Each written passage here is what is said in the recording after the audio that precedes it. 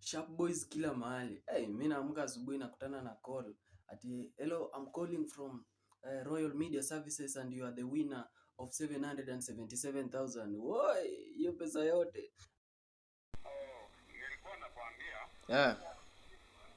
mimi naitwa Robert Masai. Okay. Na hapa ni Royal Media Services. Baji chini Nairobi. Okay. Tulikuwa tunakupigia simu tukiwa na habari njema.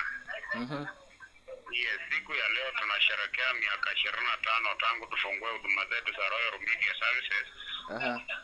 Na tulichukua nambari 150 hapa Kenya, tukasema tusherehekee na nyinyi kama wateja wetu wa Royal Media. Okay.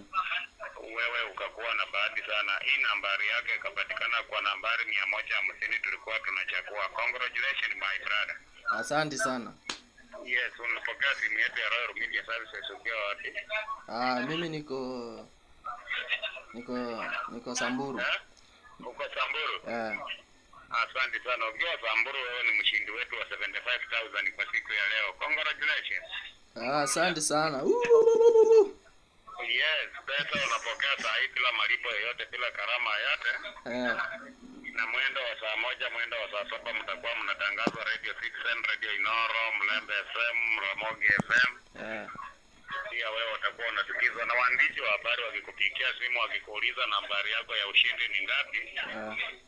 Unawaambia ni 286 Hebu rudia nisikie. Ati unasema? 286 nambari yako ya ushindi. Unakatika sijui usonge kwa network kidogo. Hii ni zile fraud za M-Pesa zenye MC anakwambia, zenye wanasemanga your voice your password. So MC alikuwa anataka nirudie hizo namba, alafu maybe penye yako yeye ana record, na hivyo ndio ana change your M-Pesa password inakuwa your voice. Ukirudi kuangalia M-Pesa unapata hakuna kitu. Mjiangalie, tuko pabaya guys.